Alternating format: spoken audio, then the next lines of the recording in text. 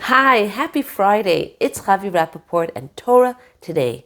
So relevant today as ever as we experience the parallel so much in the history and the here and now. Yaakov and Eisav, Parsha Toldot, twins as opposite as can be, even in the womb of their mother Rivka, they are at odds, fighting, struggling with each other.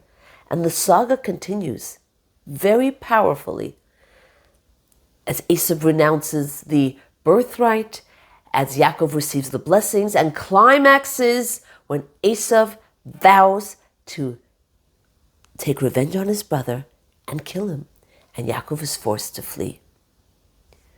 What is this to us, this whole story? What's the relevance? Within each of us, me and you, Shnei Goyim bevitnech, there are those two opposing forces. Yaakov, the neshama, the pure essence, the holiness, all at once is connection with godliness. And then there's Eisav. Eisav, all at once, is the here and now, almost hedonistic indulgence in pleasure, glorification, self-gratification, and the two are constantly fighting each other. We hear those voices inside ourselves so many times, don't we? That voice that's pulling us in one direction, and then that inner voice that says, "Nuh-uh, that's not the right thing to do." Or sometimes it's the opposite.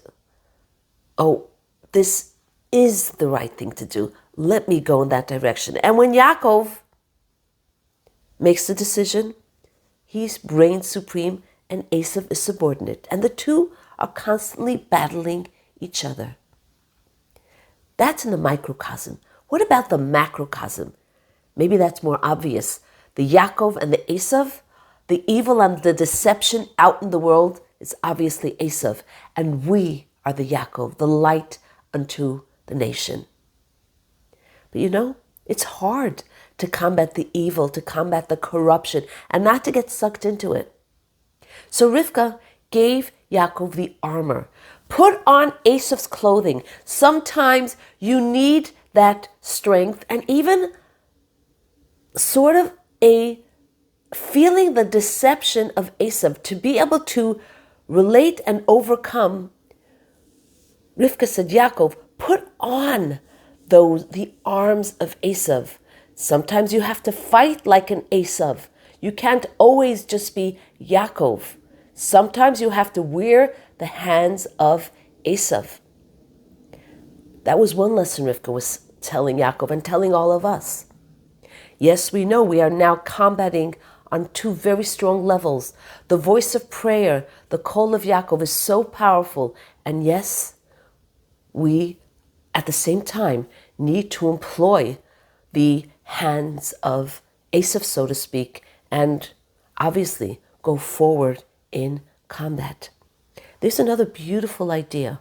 When Yaakov received the blessing, he was receiving a blessing not just for himself, Yaakov, who was Ishtam, sat and learned all day. He was so pure, so perfect. Not just him.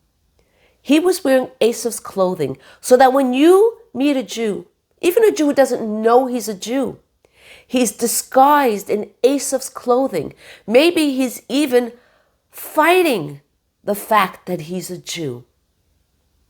Don't be fooled by the clothing he's wearing. Beged, clothing, has the same root word as bagad, which means rebel. Sometimes a person's clothing actually rebels, contradicts who they really are at their essence.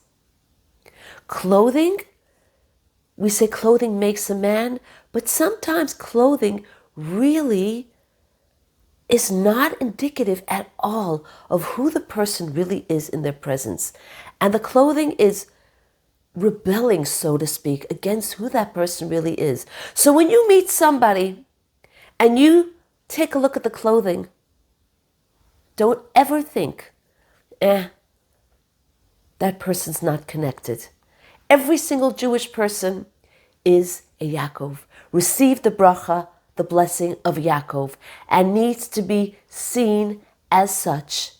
And when you approach him or her as such, you will see the Yaakov begin to shine. May we all shine our light, and may we continue to shine other people's lights and bring each other closer and closer to who we really are at our source. And may we again wish each other Shabbat Shalom, a miraculous Shabbos. Good news everywhere.